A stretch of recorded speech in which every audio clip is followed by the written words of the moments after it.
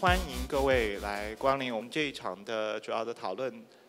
主题是我们的航运业，特别是在面临新冠疫情过后，全球经济处于这么一个转变的阶段我们的航运业以及面临碳中和这个未来前景之后的这个航运业的发展。I am Sam Lee from the Shenzhen International Graduate School, Tsinghua University, and I am the moderator of this panel sessions. We are glad to have different various experts and officials from global-wide to join us today.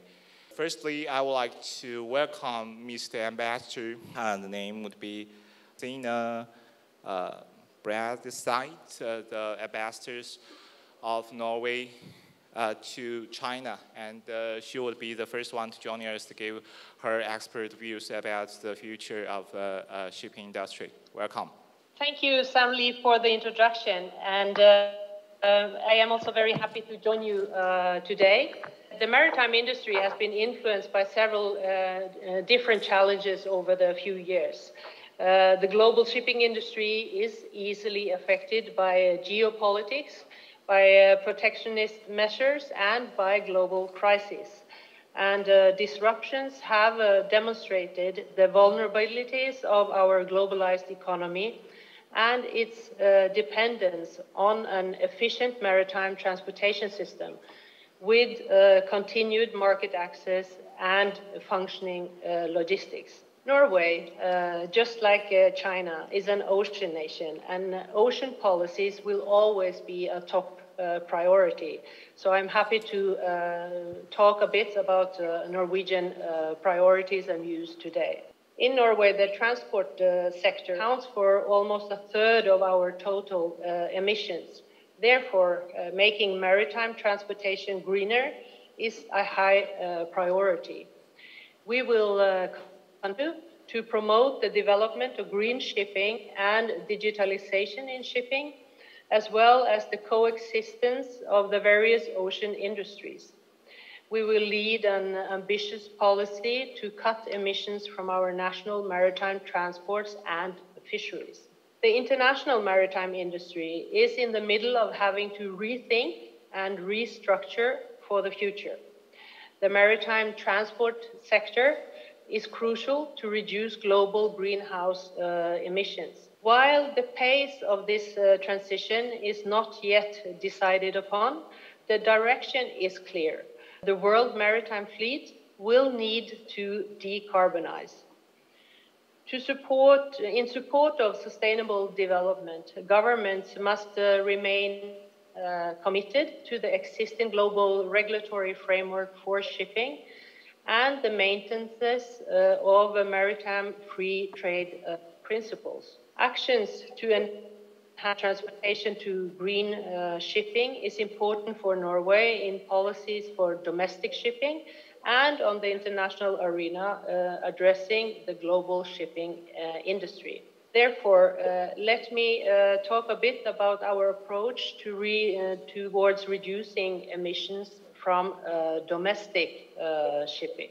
Norway, as other countries, have developed and updated a national action plan which establishes an ambition to reduce gas emissions from domestic shipping and fisheries by 50% by 2030 compared to 2005.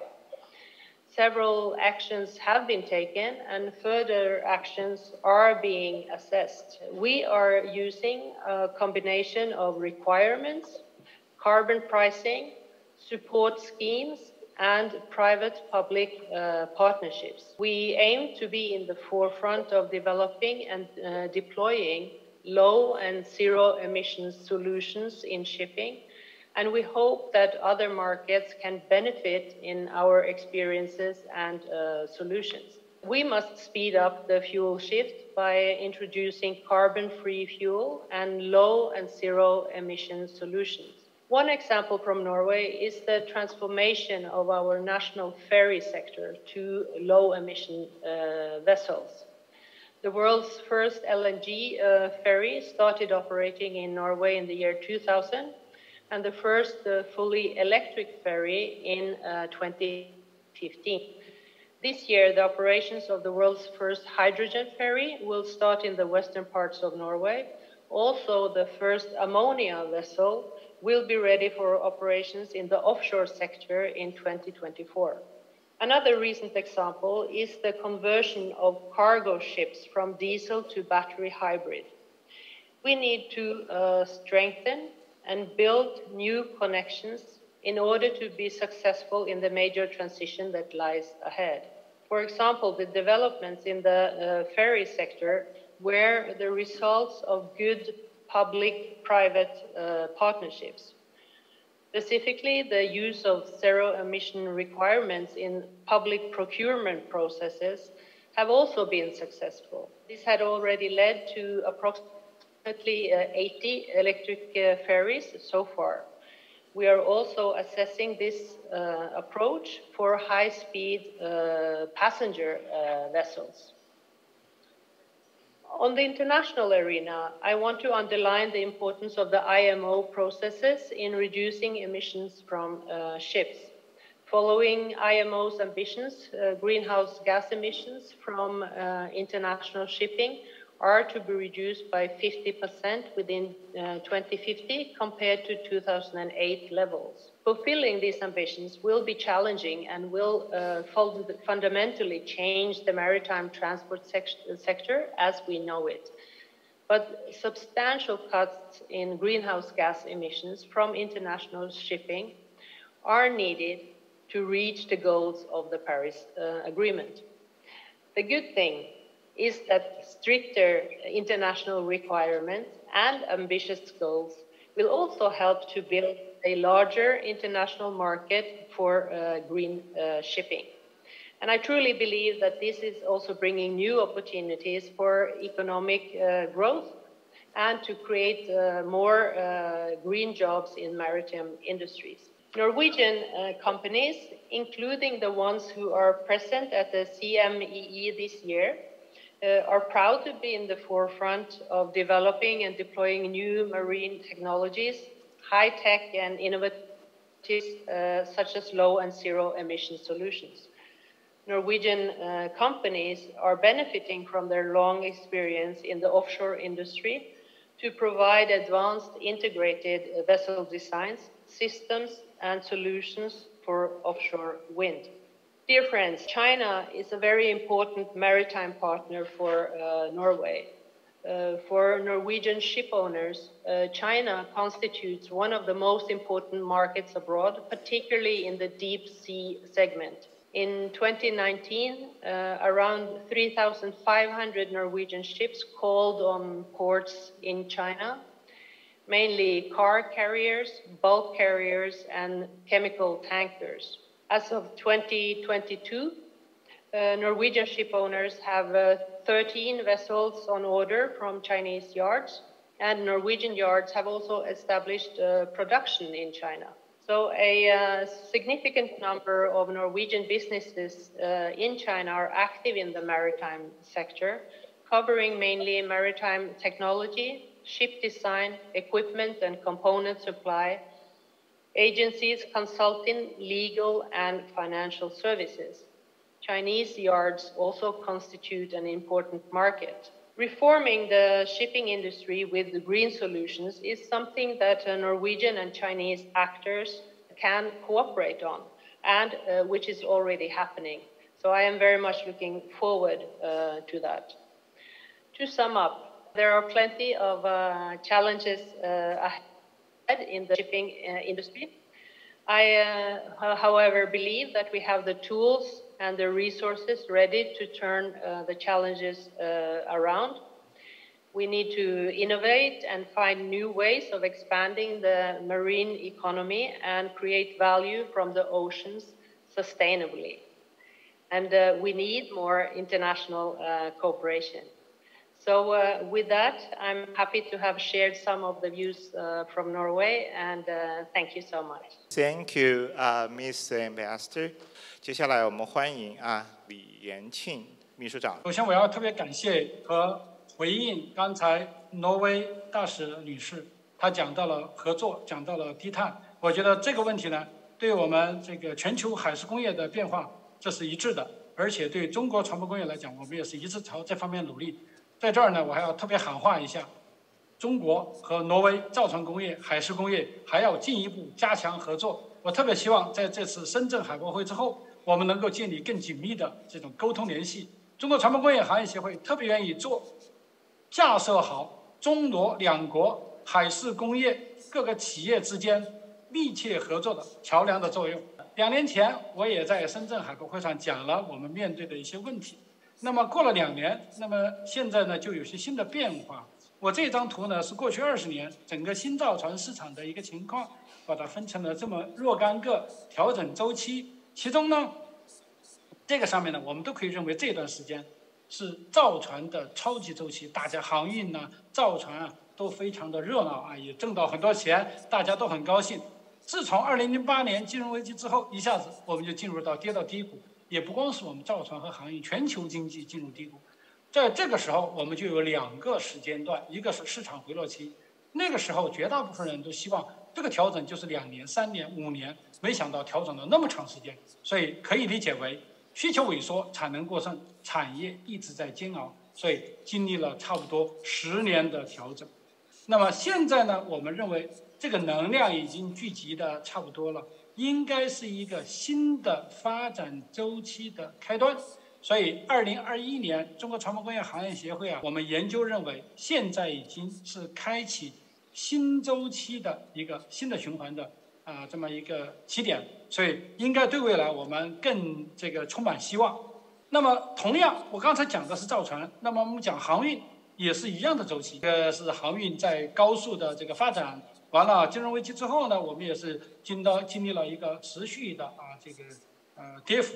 其中比较麻烦的是什么？过去历史上，在我们工业界看来，如果造船不行的时候，很多造船企业会一部分的产能去支持油气的装备。但是2014年国际油价暴跌所以呢，整个油气的装备也处在一个低谷。然后就是新冠的爆发，物流的限制，供应链受到很大的冲击，然后还有地缘政治的冲突等等，这些呢都对航运的需求应该已有的需求进行了一些压制。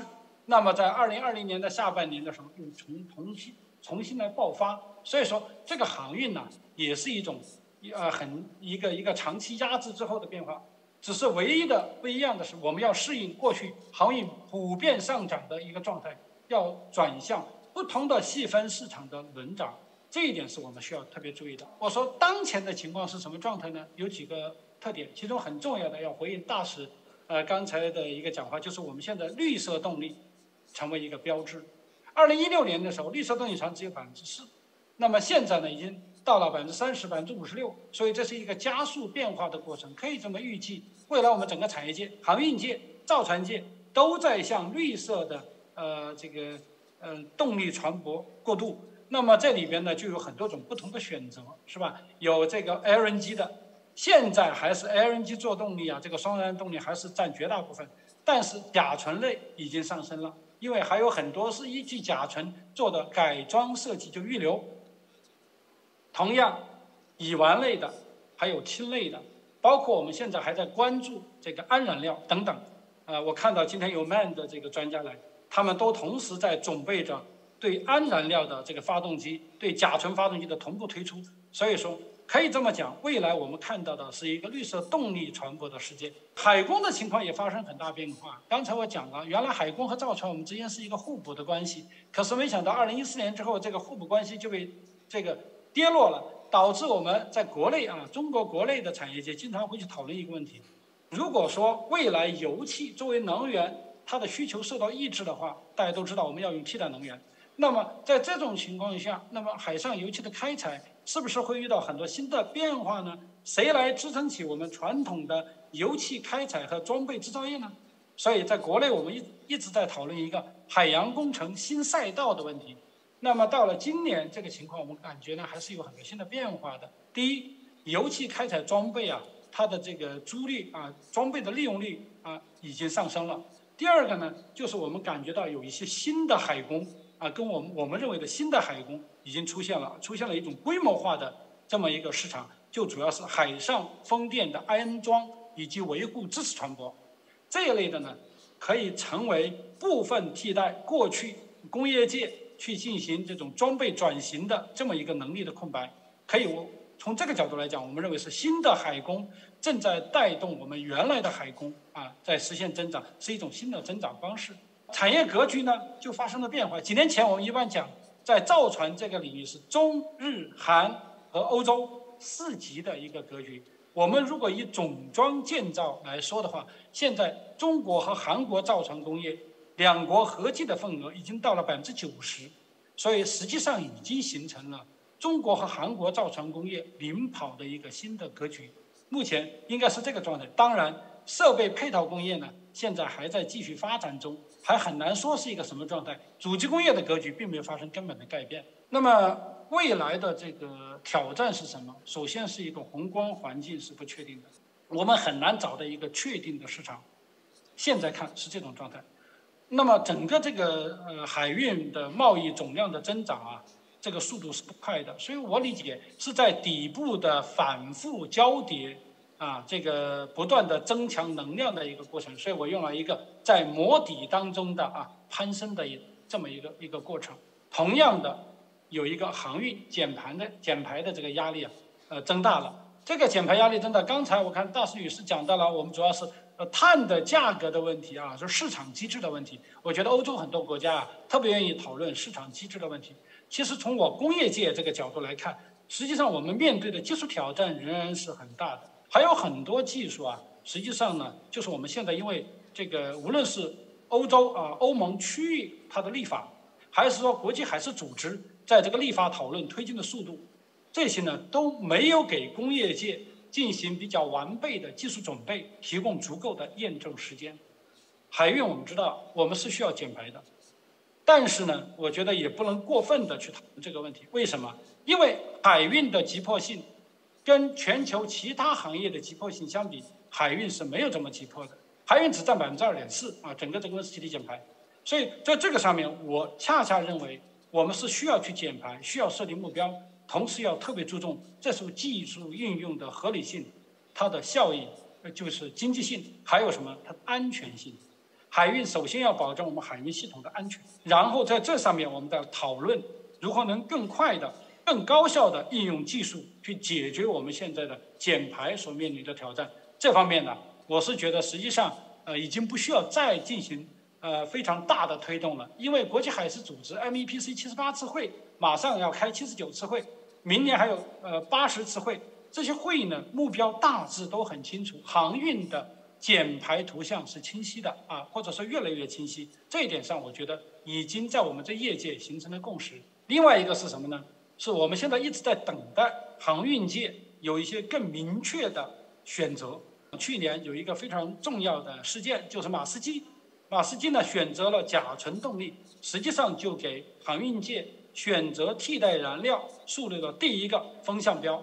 那么现在我们讨论了很多氨的问题包括刚才讲到了氢的问题，氢主要要通过燃料电池等等，我们还需要一些货主、航运界的这个 owner 这个船东，他们一起来形成市场风向和政策呼声。所以航运减排是需要先行者联盟的。这里我这个列举了零碳船舶货主这个联盟、零碳排放联盟等等，包括我们很多航运和城市港口之间一起签署的克莱德班克宣言波塞冬原则包括我们说的现在规划中的5条绿色走廊等等，这些我认为都是推动的声音这个非常重要，这是过去所没有的，这是我们产业界非常在意。另外还有一个推动我们发展的是大家现在还没有太注意，但实际上呢，我们认为非常重要的就是航运的无人化、自主化。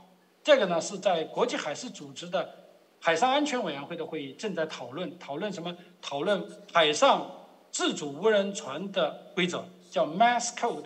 那么这个呢，我认为对我们未来整个海上运输体系是具有颠覆性的力量。这个可能比这个 GHG 这个在我们航运中的挑战显得这个力量更大一些。所以这方面呢，我觉得可能是我们现在产业界要特别注意的，因为这个 Mass Code 还没有到强制的时候，强制是2028年，而且呢，现在货主并没有那么强大的动力一定要去做这个工作，所以实际上呢，它有点像我们中国的一句话“温水煮青蛙”的这么一种力量，这是我们要注意的。后面呢，机遇就刚才说了，第一是改装市场，第二个呢是我们的新的海上能源的装备市场。那么除此以外呢，刚才讲到了，我们说有个新周期，这个新周期并不是马上就是增长的市场，而是说是反复的在这个筑底什么，在看我们的技术发展。这个新周期最大的特点，第一，智能船舶技术；第二，就是绿色船舶技术，这两个交叠发展。那么还有就是对深圳的思考深圳呢我在想可能是需要一个很好的视野，需要一个很好的胸怀，另外需要能力，同时也需要一个好的机制。除此以外呢，我这里打勾的都是深圳应该很好去考虑的去考虑一些产业，考虑一些技术。同时呢，有一个很重要的就是要跟大湾区建设合在一起，要考虑瞄准绿色航运、智能航运利益相关的集群的这种产业的一种技术创新生态。除此以外，我觉得可以好好借鉴一下像新加坡欧洲的一些港口美国休斯顿的等等，他们的一些港口的经验，就是说把基于港口燃料基础设施的建设作为创建创新型航运体系的一个牵引力。同时呢，要定航线、定燃料、定供应、定价格、定服务，从而来牵引船东货主，引造船、引配套、引科技和引金融，这样可能更好的去建设好海洋中心城市。我是觉得基本上是这样的。除此以外，可以用沿海的一些这个市场，我们国内的市场，用好的技术去进行培育，从而来回到我们远洋市场的应用，以内出外，这也是很好的一个办法。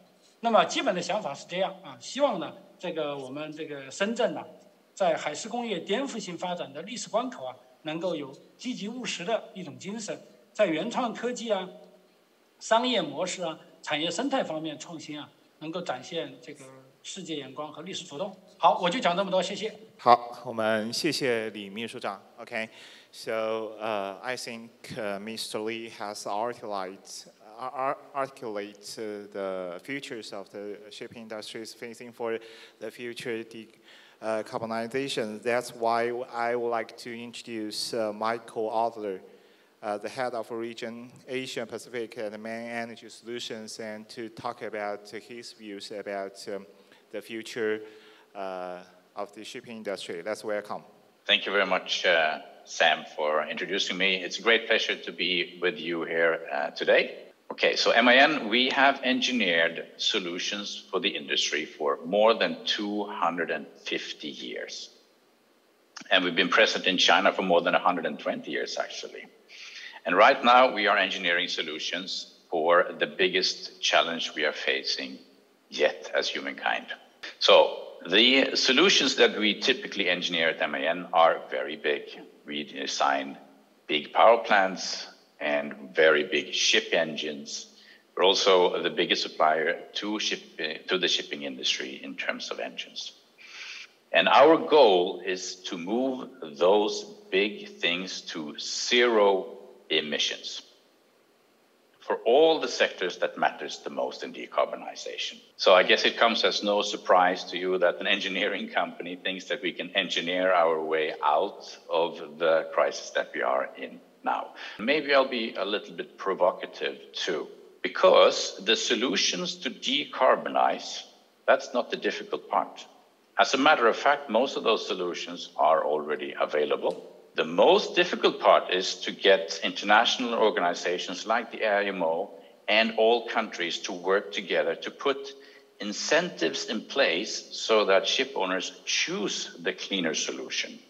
Because the cleaner solution is a little bit more expensive, but I don't think we can afford not to choose the more expensive solution. But that means that we need to put incentives in place or penalties in place for not choosing the green solutions, because the solutions are already here. So in our portfolio, we have PEM electrolyzers. Electrolyzers produce hydrogen. And of course, the best option to run an electrolyzer that needs electricity is renewable electricity. So hydrogen is the feedstock of any hydrocarbons. The other part of a hydrocarbon is obviously carbon. We also supply carbon capture facilities And then in our reactors, you can take hydrogen, carbon dioxide, and put them together again and create synthetic fuel. Then you can create any fuel that the shipping industry is basically using today. The only difference is that it's carbon neutral, and then burn it in the engine. Of course, you need green engines to do so, and it is our mission and vision to produce engines that can burn any synthetic carbon neutral fuel in the future. But then you might ask yourself, what about the 25 to 30,000 ships that are already in the ocean today with a lifespan expected of maybe 30 years? Well, all the engines can be retrofitted. So we took a look at the market, and there's approximately 5,000 ships that are not too old or too small or does not already have a good technology set for the future, and those 5,000 ships can be retrofitted. We've already done a few retrofits in Shenzhen, actually, so I think China will see a huge boost in retrofitting ships in the future.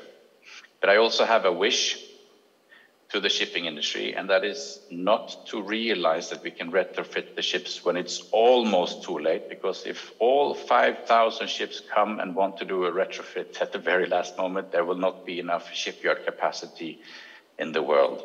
So let's be a little bit proactive and harmonize it so that we can do all of them. Then I want to mention one last thing, which is maybe not so relevant for shipping, but I want to mention it anyway: heat pumps. There is approximately between 30 and 40% of the global emissions are related to one form of heating. If it is steel industry, general industry, or residential industry, why not use a heat pump? Because it is taking energy from the stored energy in the atmosphere, creating heat. And by doing so, you only use 1/3 of the energy versus traditional heating. So let's deep dive into it a little bit. Like I said, hydrogen will be very important for the future, but burning hydrogen we can do in an engine, but the volumetric efficiency will not be very suitable for a ship, because then it will take too much space. So we think that we will need to produce another fuel out of it. And the PEM technology is very good with renewables, because the sun doesn't always shine, the wind doesn't always blow, so you will have very big fluctuations in renewable electricity, and this technology can handle that very well. Green engines, we already have engines that can burn synthetic fuel. If it's ethanol, methanol, ethane, methane, you name it, it already is there. And many people say engines are dirty. No, they're not. Engines are clean. It is the fuel that you put into the engine that comes out on the other side that makes it dirty. So if you burn clean fuel, you have clean emission. And Mr. Lee from Kansi, he already mentioned it. In 2024, we will introduce the world's first ammonia engine to the market. I just want to give a small heads up. Burning ammonia is not difficult, and it's very good because it contains 0 carbon, so you will not have any carbon emissions by burning ammonia. But ammonia is toxic, so we have to hurry slowly with ammonia, because we need to make sure that the safety concept of having ammonia on board must be 110% foolproof before we launch it. Retrofit, I mentioned it already. And like I said, the most retrofits we have done has actually been in the Shenzhen area. We've converted many Norwegian vessels, actually, Mrs. Ambassador, to run on LPG. So I think there's good business opportunities for Shenzhen in the future. And the retrofitted engines can be operated on any synthetic fuel in the future. Carbon capture. It's, of course, a big honor to have the Norwegian ambassador online. And this is not by purpose, but the picture that you are seeing here is also from Norway. It is a cement factory in Brevik, where we have installed a carbon capture facility that will capture 400,000 tons of CO2 every year going forward. Heat pumps, I will not take too much time to talk about it, but there is a way. Only consume 1/3 of the energy necessary to generate heat pumps. We are ready for 0 or carbon neutral emissions in 8 years. So we will have a solution for every segment. So that is marine, it is the general industry, it is power generation. In 8 years, we will have a solution available for all those sectors. We will also cut our own emissions at MAN in half by 2030. just to challenge the shipping industry a little bit, not by 2050. And we're also doing an employee initiative where we will reduce our personal contribution to the greenhouse gases. On the left, you see the vessel Blue. It is the first container ship that has been converted from burning heavy fuel oil into LNG and has now had the first bunkering in the world of synthetic methane gas. So it's running on a carbon neutral fuel already. Then I'm looking forward to listen to Maria later from Maersk, who has been very active, Mr. Lee mentioned it too, in purchasing and building ships running on carbon neutral methanol, which we think will be the bridge between current fuels to ammonia in 2035 approximately. We think ammonia will take over, but until then, methanol will be a very popular fuel, we think. In Esbjerg in Denmark, we've also closed down a coal-fired power plant. We've installed one of the largest heat pumps in the world running off renewables, and it's heating up 100,000 households. And on the very right, you see the carbon capture facility that I already talked about that will save close to 500,000 tons of carbon dioxide every year. So the solutions are here. Thank you very much for listening to me. Been a pleasure to be here. Over to you, Sam. Thank you, Michael, for introducing us their solutions to the carbon-free future. And that's a good chance the way need to introduce Maria Stratisons from Maersk. Thank you. In the future, the new normal for shipping will be a fully decarbonized shipping. So the question is now how we can do that transformation fast enough. Back in 2018, Maersk set the goal of becoming fully carbon neutral by 2050. That was without knowing what technology and what fuels to bring us to that target. Earlier this year, we bumped up the ambition by 10 years and are now targeted to become fully carbon neutral in 2040, and not only on our ocean business, the entire company. And the reason for doing that is twofold, actually it's threefold. First one is that we actually saw that the technologies are ready, more ready than what we thought. Second is that there's no doubt about the fact that we need to hurry up. We see the reports from the UN climate that we are living now in a world with climate change. Now it's no longer about preventing climate change, it's about reducing the catastrophic impact of climate change. So we are really in a hurry now. And lastly, Maersk also has recognized that we have been part of creating the problem, so we have to take responsibility and help solving the problem. So for the last 3 years, my team has been diving intensely into the different fuel options out there. We've looked at everything: LNG, ethanol, biomethane, e-methane, even liquefied nitrogen have we been through. We have ended up with picking green methanol, as you may know, as our favorite fuel of the future. And that is due to the fact that looking at all the feasibility profiles of the different fuel options, we simply see green methanol coming out with the best overall profile. The engine is ready, it's already on the market.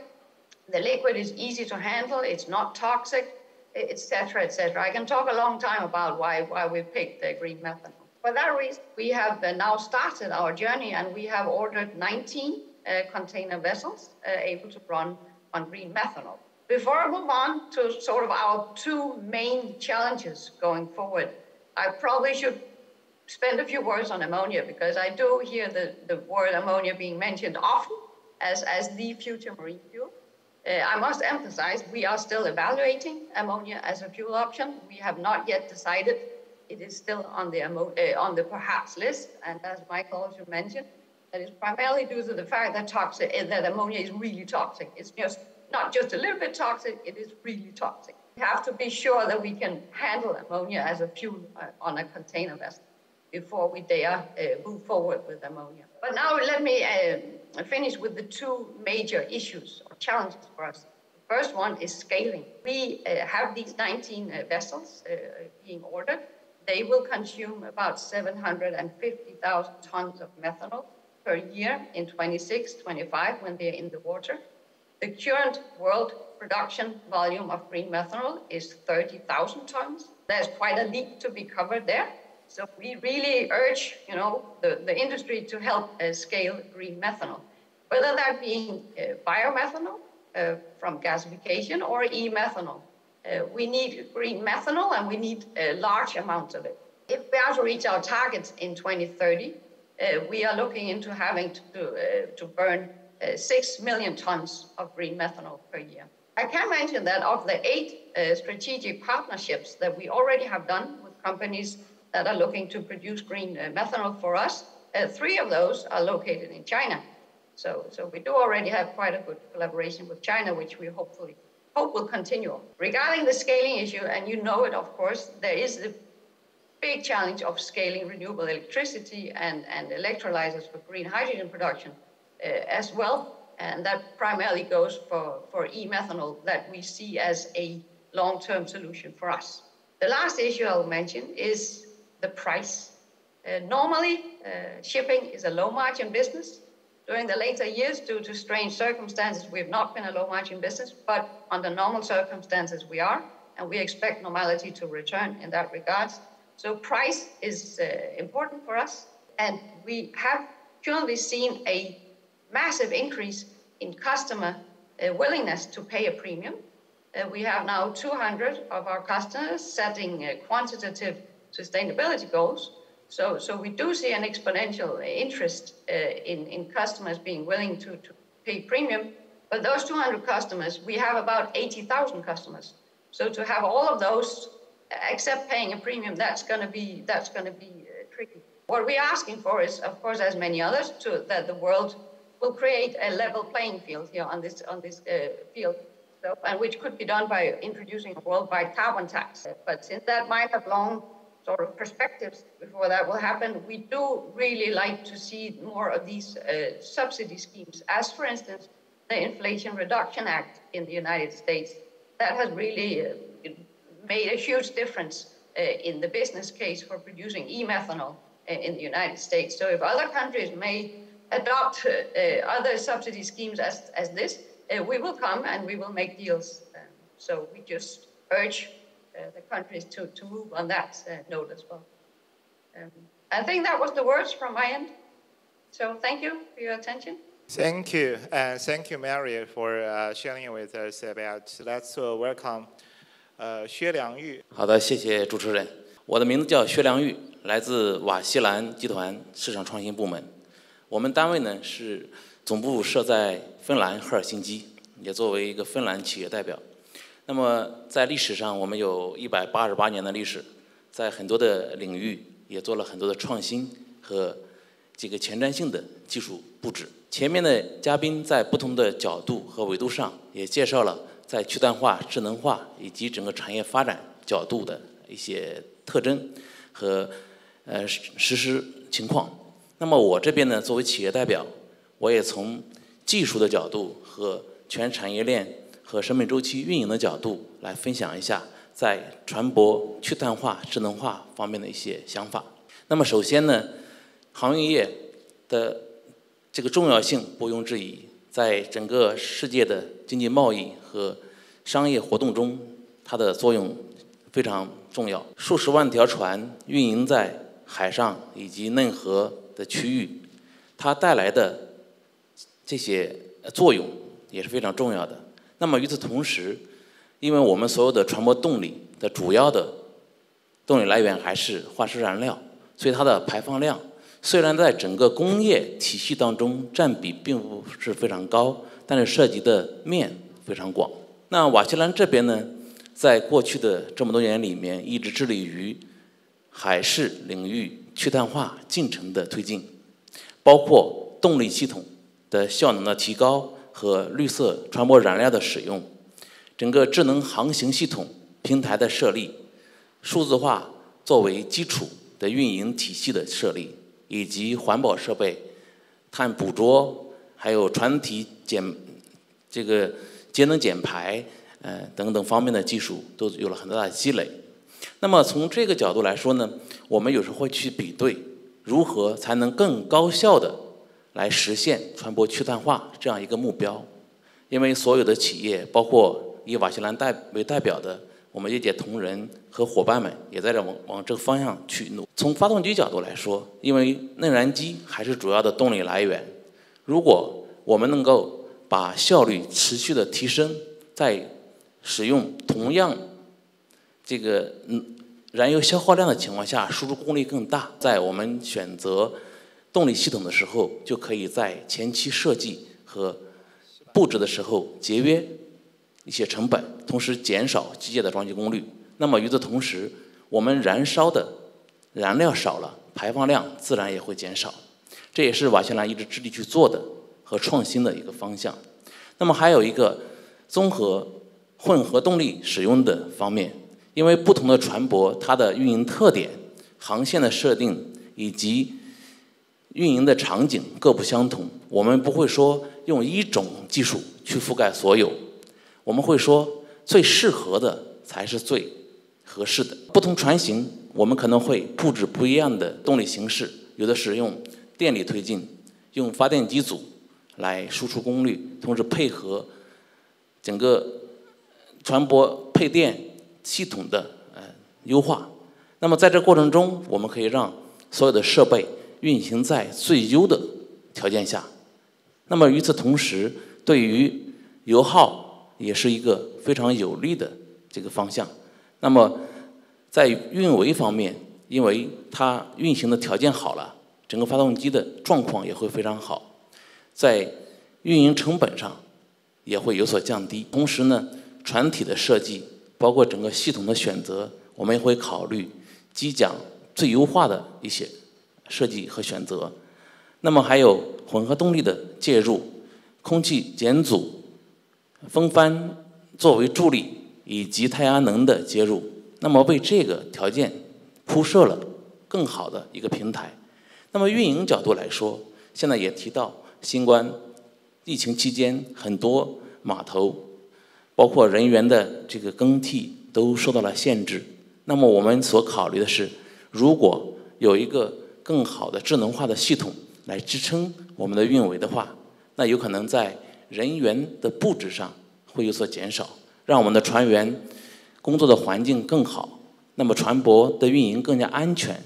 那与此同时，码头的效率、船岸之间的对接也能得以提升。那从另外角度来讲，我们效率提升了，运营的这个方便性提高了，它同时也是一种减排的这个助力。所以统筹来讲，这以上的一些技术，包括运维方式，我们会把它综合放在一起考虑，形成一个平台。那还有作为长期生命周期运营的角度来说，有的时候我们会把同一个技术和前瞻性和后续持续发展相结合。同样说，一台发动机或者混合动力系统，我们会让它形成一个平台，在后期如果需要去更换相应的燃料、新型的燃料的时候，那么发动机本身不需要做重大改装，它形成了一个基本的平台，做简单的一些调整就可以使用新的燃料。这种灵活的配置方式，无论是在前期建造还是后期的运营，都会提来一些比较好的收益。那么总体来讲，我们也需要整个产业和合作伙伴共同去努力。当然，整个大的环境和宏观经济也会有所引导。在近期，大家会发现整个海事行业的去碳化进程在逐渐加速，它其实也来自几个维度的促进，包括产业、各地的律政、各地的这个投资、金融的这个方针政策的引导，还有一种是技术本身的积累和提升。当然，数字化、智能化与去碳化，它其实是密不可分的。我们会把它放在一起来综合考量，提供最优的方案，为不同的船型、不同的航线和运行方式提供最多的选择。这是我的一些理解和分享，谢谢。好的，谢谢薛先生。接下来我们有最后一位来宾。Please welcome Alex Rangerhurst. My absolute pleasure to be joining you and this panel. And I'm going to focus primarily on the important role that supply chains and shipping play in the business industry. Over the past 3 years, we've seen unprecedented disruption to sea and air freight, global and local supply chains, with the framework on which international trade operates being threatened and tested from every angle. Whether you're a large multinational corporation with manufacturing and production capabilities located around the world, or an individual on Taobao purchasing goods or located in different regions in China, everyone has not only heard about, but experienced these disruptions at some point, whether in a personal or professional setting. Now, I'm incredibly fortunate that in my work at the British Chamber of Commerce, I get the opportunity to meet, discuss, and advocate on behalf of British businesses here in China. And as part of that work, every year we carry out a sentiment survey of our members to better understand the experiences, perspectives, and outlooks of these businesses operating here in the China market. Over the past 3 years, when we look specifically at the issue of supply chains and logistics, we're seeing a continuing upward trend in sea and air freight disruptions and disruptions to both global and local supply chains. In April of this year, following a new wave of outbreaks, we carried out a COVID-19 impact survey across our members. 74% of British businesses surveyed reported that these outbreaks were having a large impact on their business operations, with 51% of them citing supply chain disruptions specifically. Unsurprisingly, where there are disruptions and delays, there's also increased risks and costs. In our COVID-19 impact report earlier this year, when we asked about the reasons underpinning the reported supply chain disruptions, transportation issues and rising costs were the top 2 factors cited by businesses. The continued disruptions to logistics as a result of COVID outbreaks has seen concerns about custom procedures move into first place as a top challenge facing companies in the food, beverage, agriculture, and retail industries as they go into 2023. Rising shipping costs are also shaping up to be one of the top concerns for manufacturing companies in the coming year.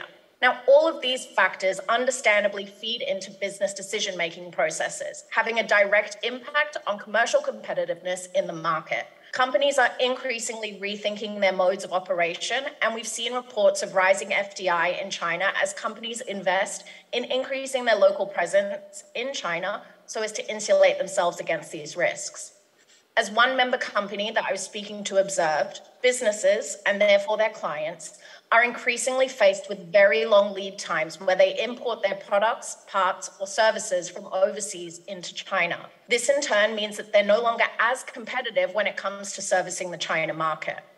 When you add to this the uncertainties created by geopolitical events around the world, and particularly the consequential risks of changes in international trade policies between countries, localization is increasingly becoming a major consideration for all companies and a potential consequence of the new normal environment that we are now living in. However, localization is not always the best or indeed a commercially viable option for a business. It is not a one-stop shop solution to all supply chain disruptions, and particularly those that lie outside of the control of the market, such as COVID-19 and geopolitical disruptions. More importantly, it is detrimental to international trade and the shipping industry itself. But it is the solution which many businesses who are clients of the shipping industry are looking to resort to.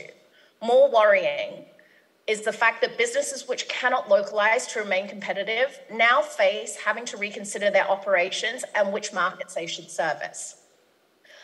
Now, I don't think that any amount of collaboration between shipping lines, terminal operators, freight forwarders, customs, and banks alone can properly address these issues. The collaboration needs to be more inclusive. That is, it needs to include the businesses, the customers of the shipping industry, as well as local and central governments. For example, as well as the robust infrastructure, streamlined customs procedures will clearly help by minimizing risks whilst maximizing efficiency within the import-export process.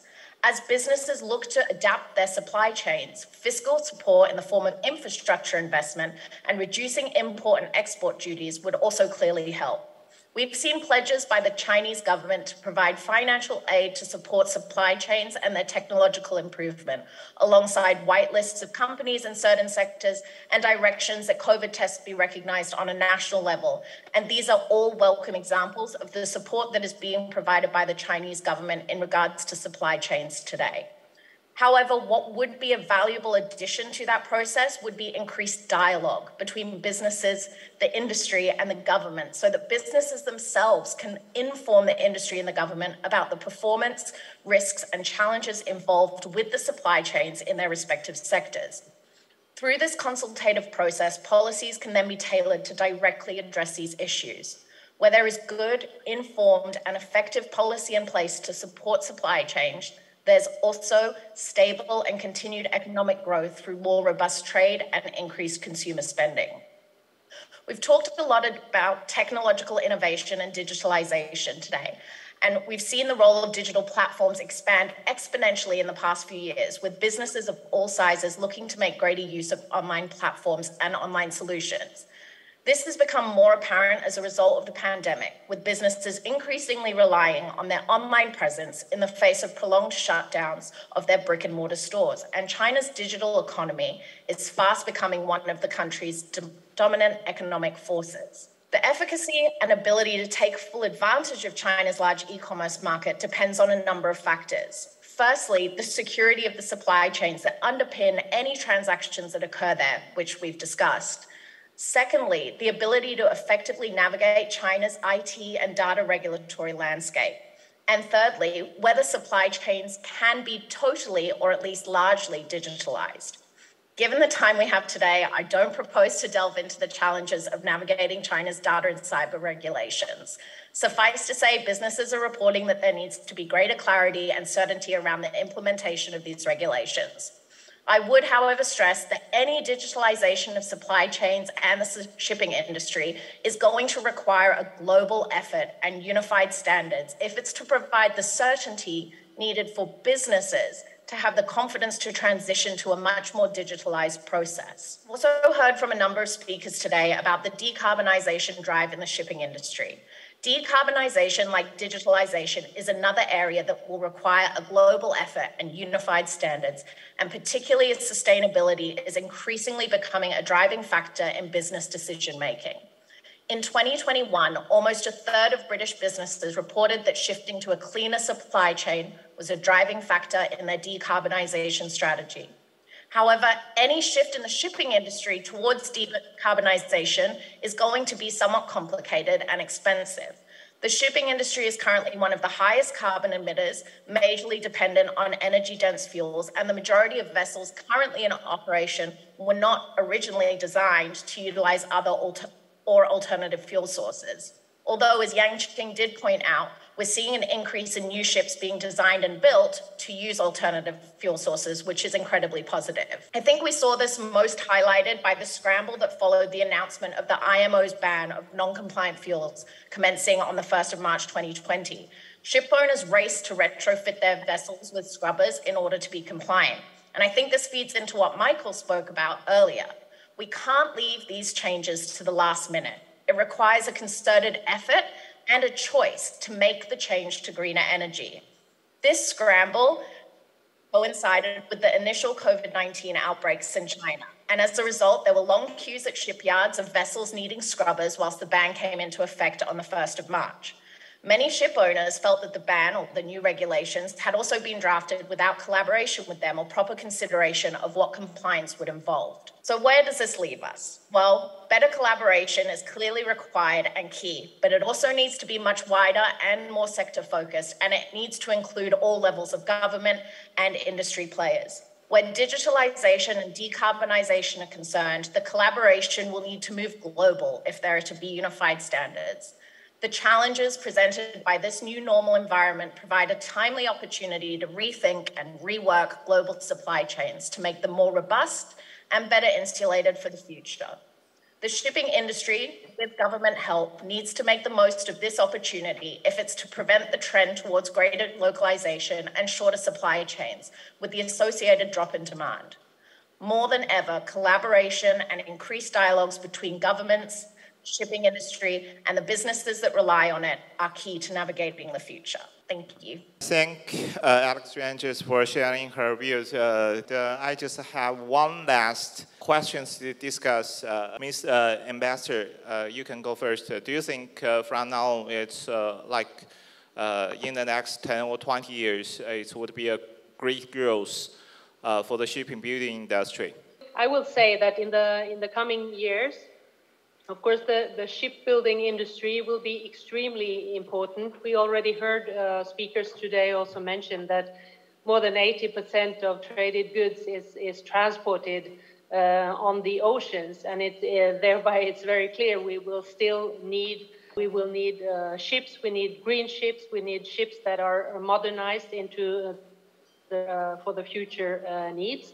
And I would also like to just take a point that was also raised earlier, to say that the markets and the customers also need to contribute to driving this change that the shipping industry will now go through, as well as governments, of course, introducing policies that helps the business to move forward in a green direction. I am very confident that from the Norwegian side, our government and authorities will do all we can to support the business in that way. Thank you.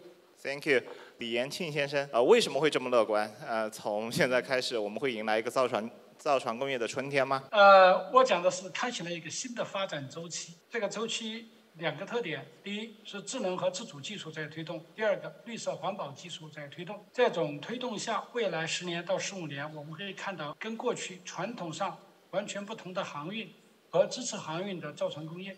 所以，这个新的周期肯定带有一个 promising 这样一个状态，也就是说 ，market 应该是有一个 scale 肯定是这样的。还有一个是它是一种产业的重塑，包括产业链、供应链都会出现新的变化。好的，谢谢 Michael. Do you agree that for the next 20 or maybe 10 to 20 years there will be a great growth for the shipbuilding industry? I think the shipbuilding industry will have a good growth. I don't think the amount of ships in the ocean necessarily will grow, but I think we will see a lot of scrapping of older ships, retrofitting of semi-old ships, and building of new, cleaner ships coming. So yes, I think the shipbuilding industry will have some good years to come. Okay, thank you. Maria, can you share your views about what I said before? I mean, I very much agree with Michael. I think there will be a lot of new builds coming out, but it will most likely replace existing capacity. Okay. In the 19 vessels we have coming out, they will all replace existing capacity. So, and I think maybe to mention that the whole area of recycling ships, that is to become even more important in the future. And we need to learn also so that when we build the new vessels, that they are built in a manner so that they can be recycled as fast as possible. Yeah. Okay, thank you. 好，薛先生，您看，我是觉得有点太乐观。好的，总体上呢，我还是比较支持这个观点。但是从细分的角度来说，因为我们举例的说，世界航运、海洋开发、海上旅游等等这些需求依然存在，那我们整个船队的规模，它还是比较会维持在平稳的状态。当然也讲到，随着船龄的这个老化和系统的老化，我们在这个去碳化和智能化的总体诉求下，我们需要进行船队的更新。但是在整个船舶领域，我们如果把它细分的话，其实船舶分为不同的种类、不同的船型。那么有可能在一些传统货船上，它的这个需求不一定会那么高涨，但是在一些特殊的领域，比如说汽车运输船或者海上风电的开发，这些船舶上可能会有一些不一样的周期。但总体来讲呢，整个船队的规模它会形成一个平稳的状态，我们需要去跟进，把我们的技术准备好，当将来有诉求的时候，可以及时的提供相应的方案。好的，谢谢薛先生。So, Alexandra, do you agree that the shipbuilding industry or the shipping industry is going to face a great growth? I think it takes time for the market and to catch up as things change. We've seen a mass disruption, but I do think we're going to see it stabilize as we adapt to this new normal. So in short, I think there will be growth and we will see the restoration of shipping continue as people learn how to adapt and grow around these supply chain disruptions. But as mentioned previously by Maria, I do think that it will be more from a perspective of replacing the shipping fleet that is already on the oceans. I'm not sure that we will see that change in number of ships that are on the oceans at the moment. 谢谢各位来宾。